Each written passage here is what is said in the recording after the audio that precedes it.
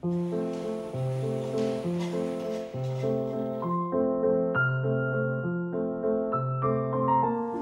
à tous, bienvenue dans Ciné, Série et compagnie pour une émission qui se pose beaucoup de questions sur l'art, sur la vie, sur le grand écran et sur le petit.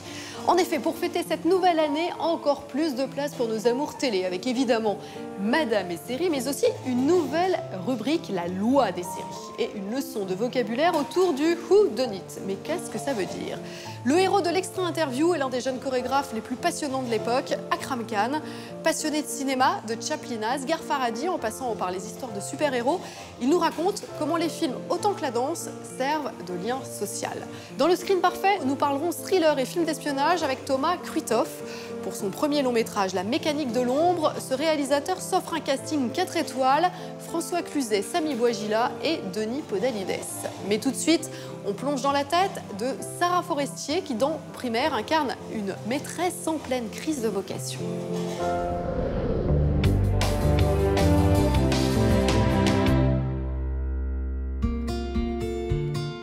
Il y a 13 ans, elle crevait l'écran dans L'Esquive d'Abdelatif Kechiche. Depuis, on ne se lasse pas de voir grandir Sarah Forestier. Bonjour. Ça va? Bah oui, très bien, et vous? Ouais, super. La fougue, la gouaille des débuts sont toujours là, l'envie de questionner le monde grâce au cinéma chevillé au corps. Elle incarne ainsi une institutrice passionnée dans Primaire, un film qui célèbre l'école et le dévouement des enseignants, et un rôle qui a remué l'indomptable Sarah. Les qualités que vous avez en vous, en tant qu'enfant, la curiosité, l'espoir, le courage, mais c'est des qualités essentielles de la vie. Pour vivre vraiment.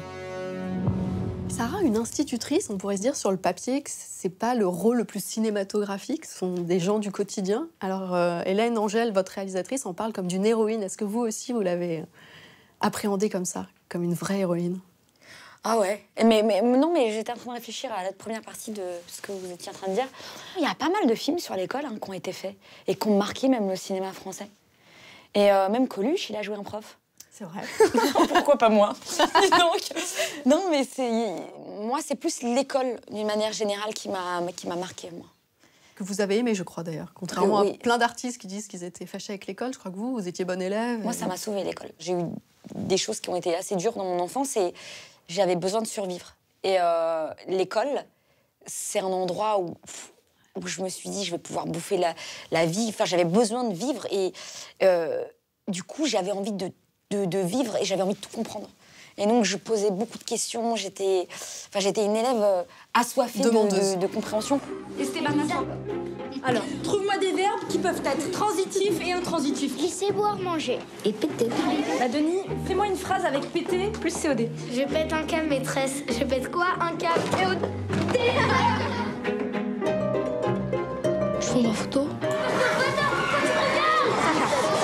Calme-toi, Sacha. C'est aussi un endroit où on façonne tout de suite son rapport à l'estime de soi à l'école. Ouais. C'est-à-dire que l'estime de soi, quand on est enfant, on le façonne par l'amour que vous donnent vos parents. Est-ce qu'on se sent aimé ou pas? Donc on se sent une merde ou pas, bon, pour résumer. Et ensuite, est-ce qu'on est bon à l'école ou pas? Est-ce qu'on se sent intelligent ou pas? Est-ce qu'on sent qu'on a une valeur ou pas? Est-ce qu'on est regardé avec bienveillance par ses professeurs? Et ça joue énormément aussi sur la construction psychologique et émotionnelle. Mais je me dis là, avec ce que vous me racontez, que ce rôle a dû avoir une importance énorme pour vous, en fait. Ah, mais moi, c'était une évidence pour moi que de faire ce film, quoi. Par le sujet, la transmission, c'est un geste qui est tellement beau. Et moi, j'estime que vivre, ça vaut le coup que quand on partage avec les autres, en fait. Moi, j'ai fait ce métier de comédienne parce que j'avais envie de transmettre aux gens. Ouais. J'ai pas fait ce métier pour moi, je l'ai fait parce que j'avais un besoin de fusionner avec les gens, en fait. Et je sais pourquoi maintenant, aujourd'hui, mais j'avais besoin d'être avec les autres, quoi. On me donne plein de choses, ma mère. Je m'achète à manger, des kebabs, du popcorn, des chips au barbecue. Denis, il aime les chips au barbecue. Elle s'en va.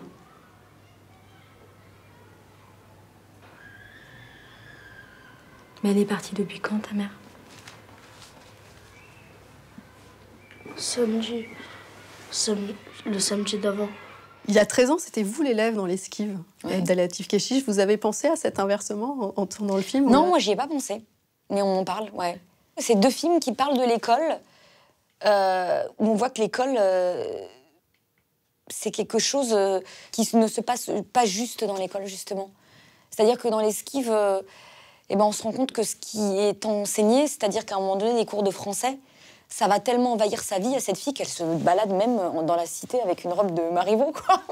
Et puis elle va faire des cours de théâtre en plein milieu de la cité. Et dans primaire, on voit de l'autre côté comment aussi ça peut envahir la vie.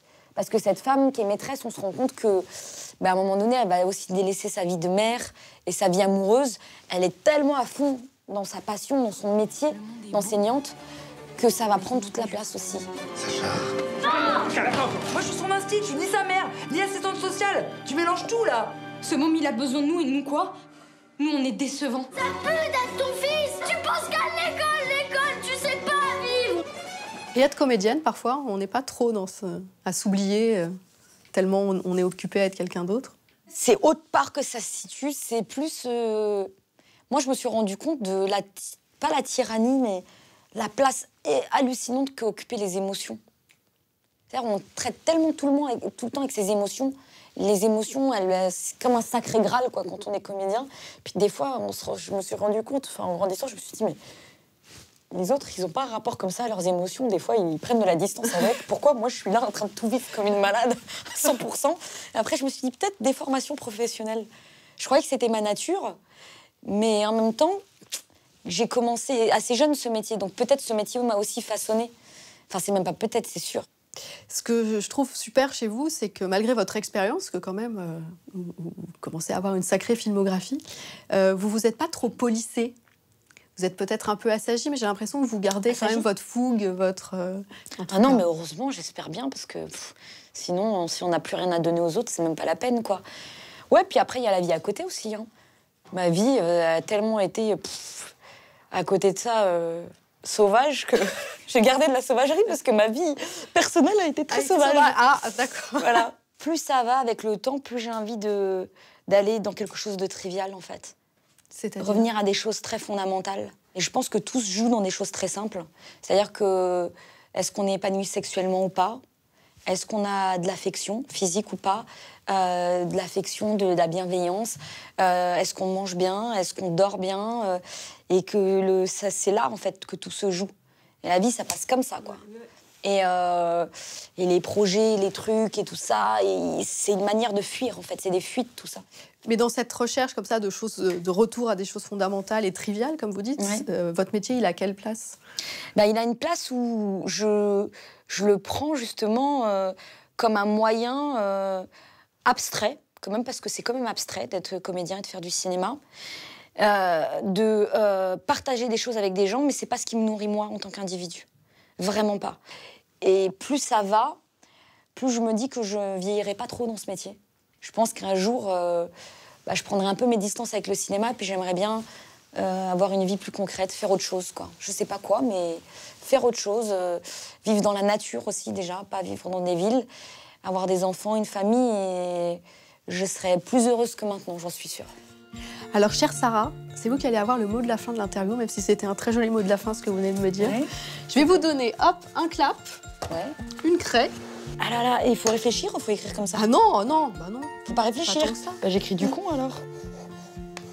Ah là là, quand je devais écrire au tableau en tant que maîtresse, c'était assez grave. Regarde, on dirait pas une écriture d'enfant, ça, c'est pas bien ça. Je comprends même pas pourquoi j'ai marqué du con.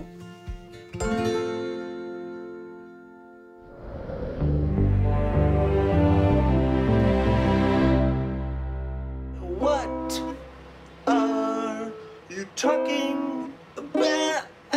What is up with you, Dory? Cette semaine, Madame Esseri commence l'année en partageant avec vous un très gros coup de cœur, l'excellente Search Party. Dory, do you know my friend Alyssa? No. Hi. Hi. Alyssa is a chef at Brasserie, and Corinne is a designer at Vogue. Oh, wow. This is Dory. She is my friend. from college. Dans un Brooklyn très hype, la jeune Dory s'ennuie. Son copain Drew est tout sauf fun et ses deux meilleurs amis, Portia et Elliot, ne parlent pas de grand-chose d'autre que d'eux-mêmes. Right now I'm working for a major artist. I'm producing her show. I can't really say who she is, but she's huge. I'm a stylist, I'm a designer. I can act if I need to. I could curate. I really just like projects. I should introduce you to Martine. Oh, I love Martine. She's amazing, so no introduction needed. Mais un événement tragique va illuminer sa vie. Chantal Witherbottom, une vague connaissance de fac, a mystérieusement disparu et sa recherche va devenir une véritable obsession pour Dory. She's gone missing. What do you mean gone missing? She's like a missing person. There's posters of her like all over the city. Dory, what happened to her? I mean, she's missing. Well, where is she? That's the question. Why? Portia, no one at the table knows. Mais en cherchant ardemment Chantal, Dory cherche véritablement un sens à sa vie. All this Chantal stuff, it's just really got me thinking. Chantal? Yeah. You know she's missing, right? It's so scary. What does Chantal have to do with you? Well, it's made me wonder. Like, would anyone even care if something bad happened to me? You asked me to be honest, so I'm just gonna say this. I think you've decided that this matters to you because you have nothing else. Entre son ex méprisant et son job peu épanouissant, on comprend que Dory cherche un challenge. Oh, wait, how on earth are you gonna carry all of this stuff 10 blocks? I just thought I'd get an Uber. Perfect. And then I could just pick up the dry cleaning on the way back. Dory, how is it that you are so good at all the stuff no one else wants to do? Yeah, I'm just happy I could help. Search Party est aussi l'occasion de voir que nous avions eu raison de parier sur la piquante Alia Shawkat dès son apparition dans la comédie burlesque produite par Ron Howard, Arrested Development. Oh my God! Okay, here, that way. She wouldn't even let me get a cat. Qui sommes-nous? Comment choisissons-nous ceux qui nous entourent? De quoi sommes-nous capables? Autant de questions auxquelles Dory va nous aider à répondre. Cette dramédie revigorante multiplie les fausses pistes et déroule une quête existentielle sensible à laquelle nous pouvons tous nous identifier. I just feel a little lost. It's just like everybody can tell me what I can't do. But nobody can tell me what I can do. À suivre, encore plus de petits écrans dans vos vies grâce à la loi des séries et à une leçon de vocabulaire autour du whodunit. Dans le screen parfait, rencontre avec Thomas Kruithoff, remarqué pour un court-métrage sur les centres de rétention. Il mêle thriller, espionnage et manipulation en tout genre dans la mécanique de l'ombre et s'offre même François Cluzet en tête d'affiche. Mais pour l'heure, c'est l'extra interview où quand une personnalité se dévoile à travers son amour de l'image et c'est le chorégraphe Akram Khan qui se prête au jeu.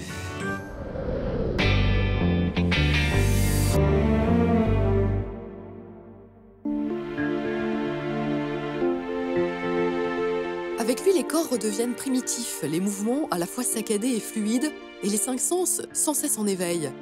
Akram Khan, né à Londres de parents bangladeshis, ne cesse d'interroger ses racines et de dresser des ponts entre les cultures. La danse contemporaine épouse ainsi le Kathak traditionnel de l'Inde et Akram Khan danse avec la même fièvre avec Sylvie Guillem, Juliette Binoche ou l'un des dieux du flamenco, Israël Galva. Une envie d'exploration, une quête d'identité qu'il vit également grâce au cinéma. Do you remember why you started to dance? Yes, because I was very frustrated. That's why I started to dance. I was very frustrated around my community. I grew up in a community, Bangladeshi community. My parents are Bangladeshi, and my mother's father was a genius mathematician, 2 times gold medalist in mathematics. And the community thought I would be the genius. If people tell you you're a genius as a child, you start to believe it. But the way I started to believe it was I started to look for patterns. So I was looking for patterns, but in movement.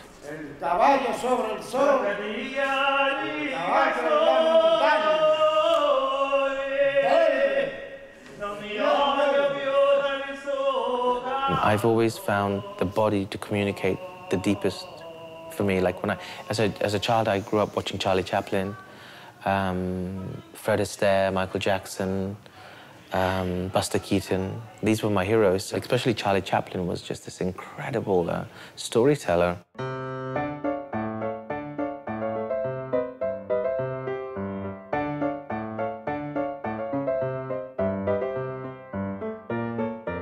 Every movement has to go towards something, mean something. The words are, in a sense, the things that we use to hide, mask what we feel inside, but the bodies always tell the truth. Are there some actors that you would think would make very good dancers? For example, I know you've worked with Juliette Binoche, but when you watch a movie, is your eye as a choreographer attracted by the way bodies move? Yes, there are certain actors and actresses who are really physical. Daniel Day-Lewis is an exceptional physical performer. I love Bruno Ganz. Oh, yes. Yeah, genius. Yes. A friend of mine, wonderful film director, Danny Boyle, directed a theatre piece called Frankenstein at the National Theatre in London, and Benedict Cumberbatch was in that. And his physicalization was out of this world. And there are also a lot of female actresses who are incredible physically. I'm a big fan of Isabelle Huppert. But, you know, with her, she doesn't have to move or speak. That's a rare artist who can tell you everything without moving and without speaking. Je vais m'occuper de toi. Tu vas redevenir une vedette. Combien elle demande? 500 €. Ça marche. Il va falloir que tu te fasses faire un costume, que tu ailles chez le coiffeur. Un comeback. Ça va te coûter un bras et ton nouveau manager va pouvoir assumer tout ça. Il sait pas que je suis ici. Je peux te donner un coup de main si tu veux. Et sans contrepartie?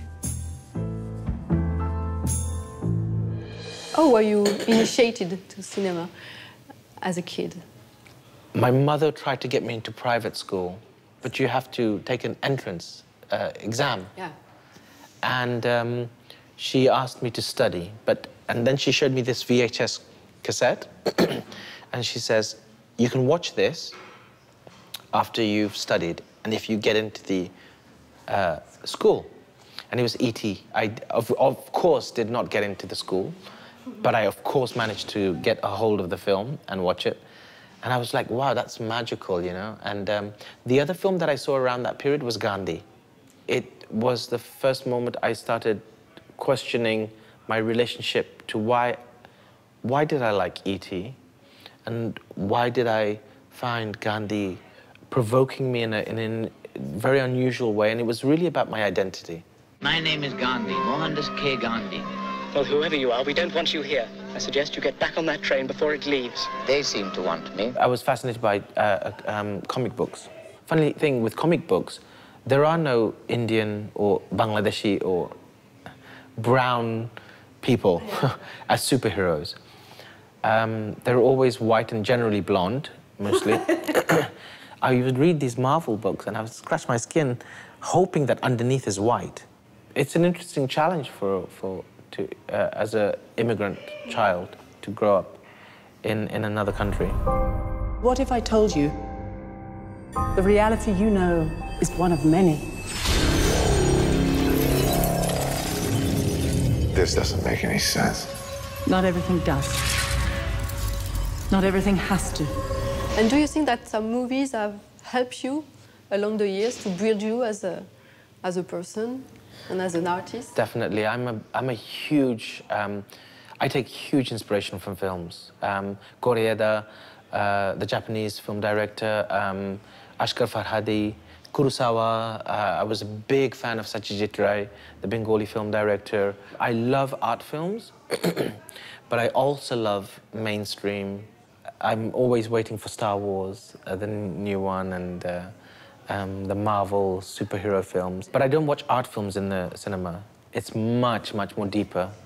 I would see it alone, not even with my wife. I just want to see it alone. I saw this amazing film not so long ago called Timbuktu. It was extraordinary. هل تعرف أن الكرة محرمة؟ Couvre-moi ça. Qu'est-ce que tu fais là? Rien. Amenez-la. Why do you need to be alone to watch some movies like this one? Because I don't want the distraction of popcorns. And I don't want someone asking me a question, because you really go into a zone. It's like a black hole, you know? Art has a way of pulling you into something, and you just suddenly enter this new space, new universe, mostly empty. So you can fill it with questions. It's like a Japanese painting, you know? There was a time where European painting was filling the canvas. Japanese painting was emptying the canvas. And by emptying, you could fill your own imagination and questions and possibilities into that. Do you believe in the power of arts, of dance, of cinema to unite people, to make them connect? I believe that art can become a bridge somehow between people, but we're so dumb because we put flags in a land and claim it as our own. And I think art can transcend, culture can transcend that, you know? Art has a way of kind of exploring and sharing those thoughts in a way that politicians don't. British or French one? Both of them? Well, Brexit is a great tragedy. Brexit and then Trump is our latest tragedy for our civilization. Face au fracas du monde, l'art, la danse, comme union des corps et des âmes, la Akram Khan Company est en tournée dans toute la France.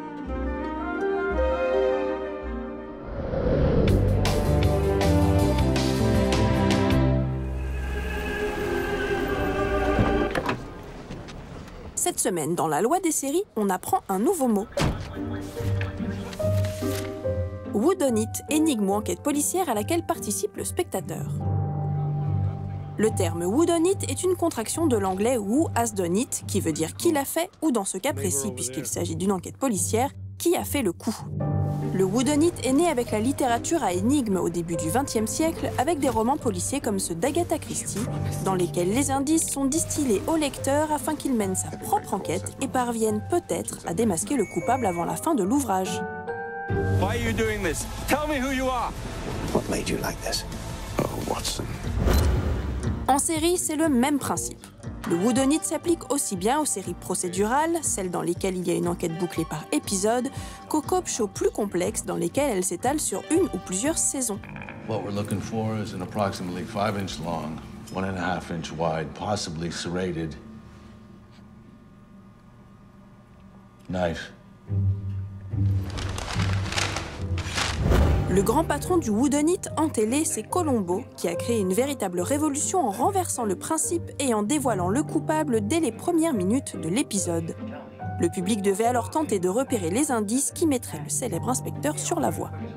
Aujourd'hui, ce sont les experts, esprits criminels ou encore Castle qui dominent le marché du whodunit, avec des enquêtes au cœur même de l'histoire, à tel point que les personnages, flics ou autres, n'ont que très peu d'épaisseur. Based on the cold temperatures and the blowfly colonization, say she'd been out here a while, maybe a month or so. Highway's just up ahead, could be a body dump. A l'inverse, des séries policières sophistiquées comme The Night Of ou Hannibal nous proposent des personnages passionnants et multiplient les arcs narratifs. Not an innocent man, but innocent of those crimes. Was a dream suspect. He was convicted on no evidence, except his character. Blame has a habit of not sticking to Hannibal Lecter. C'est également la formule qu'appliquent les séries nordiques et anglaises, championnes toutes catégories du whodunit cousu main, avec des perles comme The Killing ou Luther. En véritable jeu de piste, le whodunit teste nos talents d'enquêteurs et met nos nerfs à rude épreuve.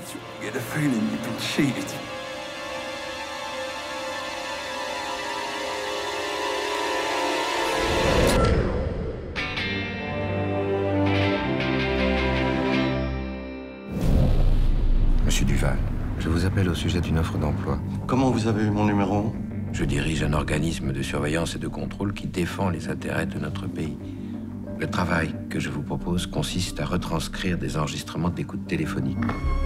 Avec La mécanique de l'ombre, Thomas Kruithoff réalise un premier film d'une grande virtuosité, une plongée dans le monde souterrain des services secrets. Le réalisateur imprime à son récit, comme à l'esthétique de sa mise en scène, quelque chose qu'il emprunte à ses illustres aînés, Jean-Pierre Melville, Costa Gavras ou Michel Deville. Une réalisation glacée et vibrante, suscitant effroi et émotion. Kruithof est assurément un cinéaste à mettre sous surveillance. Pour qui travaillez-vous, monsieur Duval? Qui sont les gens que vous avez mis sur écoute? Il me faut des informations tangibles. Vous êtes sûr qu'ils sont pas en train de nous écouter? Bonjour Thomas Kruithof. Bonjour. Je vous ai invité autour de cette table, une table de banquet, pour analyser un peu les ingrédients, la cuisine de votre mise en scène. Votre film a pour cadre le monde de l'espionnage. Comment votre mise en scène s'adapte à votre sujet? L'idée de base du film, c'est de raconter un personnage qui accepte un travail dont il connaît, pour une organisation dont il ne connaît pas la finalité, dont d'ailleurs il ne veut pas savoir, c'est l'employé parfait. Il se borne à faire le job qu'on lui a demandé de faire et ça lui va bien. Mais voilà, voir ça progressivement à travers une expérience où le personnage en sait autant que nous, spectateurs, on n'est jamais en avance sur lui, et amener le spectateur à travailler avec le personnage, à se poser les mêmes questions, à essayer d'assembler les éléments épars de cette intrigue jusqu'à ce que se dévoile au fur et à mesure du film tout ce complot.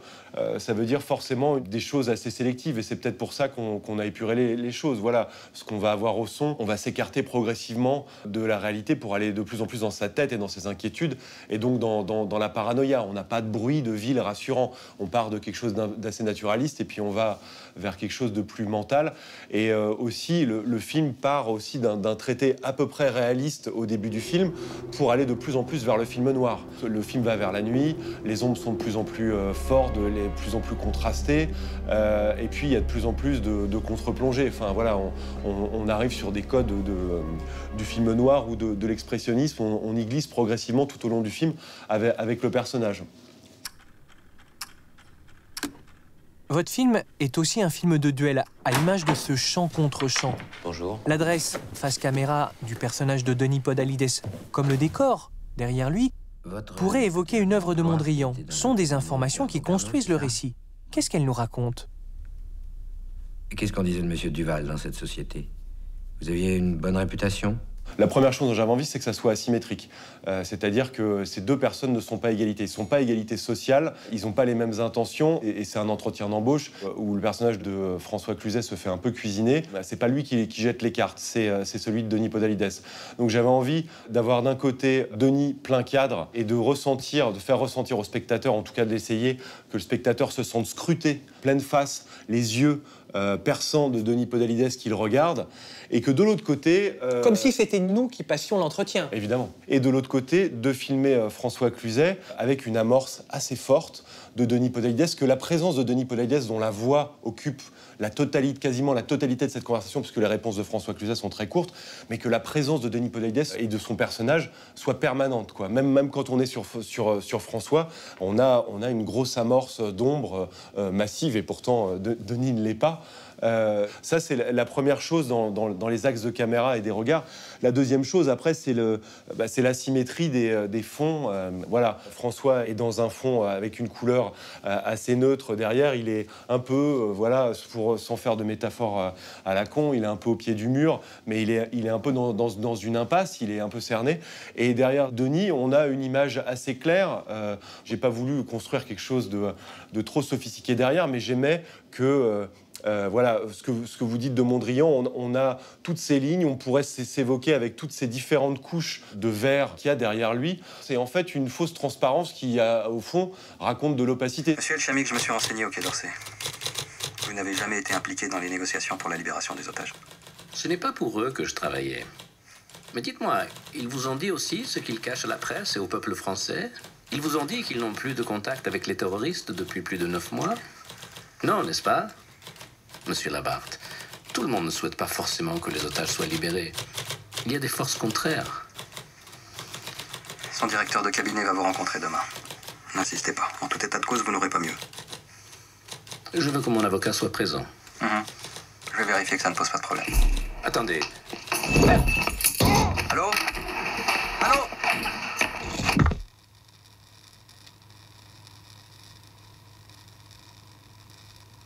Autre chose qu'on distingue dans votre mise en scène, c'est les plans en macro-photographie, c'est-à-dire des très très gros plans.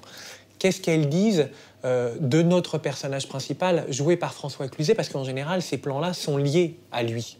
Il y a plusieurs choses qui m'intéressaient là-dedans. La première, c'est il commence ce travail que, voilà, comme je le disais, en bas de l'échelle d'une organisation secrète.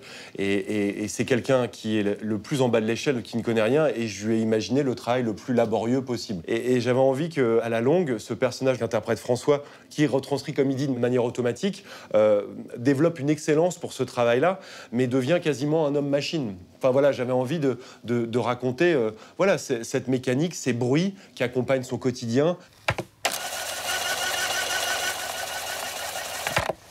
Ces écoutes continuelles dans sa tête, dont il n'écoute pas complètement le contenu, et puis tous ces mots qui s'écrivent toute la journée, ces cassettes qui tournent. J'avais envie de raconter quelque part un travail un peu à la chaîne.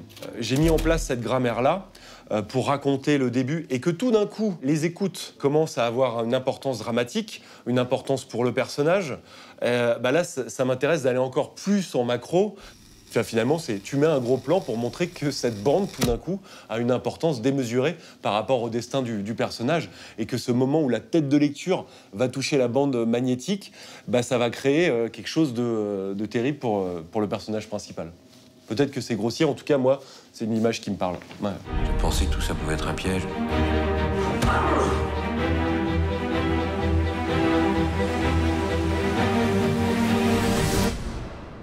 Thomas Kruithof, on va terminer cet entretien avec une question rituelle, une question qui n'est pas la plus facile. Pourquoi filmez-vous ? Je filme pour raconter une histoire. Et on peut probablement raconter des histoires à travers d'autres médiums que le cinéma, mais c'est, je crois, le seul dans lequel je peux raconter une histoire. Et je trouve aussi qu'il a une capacité à nous plonger dans une expérience mentale et sensorielle en prenant à un peu tous les autres arts et le rend unique pour raconter une histoire.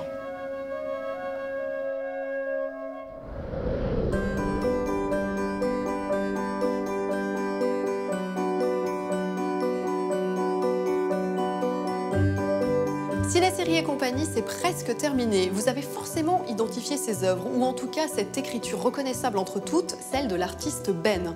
Il vous reste quelques jours pour vous rendre au musée Mayol, qui lui consacre une rétrospective, une exposition en forme d'interrogation. Tout est art à l'image de la démarche de ce créateur iconoclaste et introspectif à la fois. Avant de se séparer, deux pépites qui partagent la même force de vie, le même réalisme brutal et le même talent au féminin en DVD Divine de Houda Benyamina, Caméra d'Orakan, et qui concourt désormais pour le Golden Globe du meilleur film étranger. Tu veux quoi? Oui, c'est pour toi. Tu crois pas l'emploi, quoi? T'as du clitoris, j'aime bien. Tiens tes courses. 20 €? Mais je préfère qu'elle aille au supermarché. Il faut oser être riche. Tu visualises la thune et elle viendra à toi. On n'a qu'à juste se poser, visualiser, la thune, elle vient comme tu dis. T'expliques comment t'es. Vroom. Vroom. Cadeau. Putain, c'est l'iPhone 6 Plus. Benyamini Jokflos. Depuis quand tu te prends pour une daronne, toi? Attends, vous allez où comme ça, là? Petite danseuse étoile. Je sais même pas comment tu t'appelles. Ouais, c'est con. Mais quand t'es Dieu, t'as des responsabilités. T'es obligé de veiller sur tes enfants, c'est comme ça, c'est écrit. Et bon, en attendant, il nous a pas reconnus.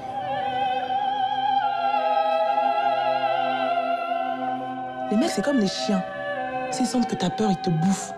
Mais toi, t'as souvent l'air d'avoir peur. Non, j'ai pas peur. Oh, putain. Tu vois que t'as peur? Bah, t'es flippante aussi, hein. Et en salle, The Fits de Anna Rose Holmer, l'histoire d'une adolescente qui se révèle à travers une danse intense, le drill.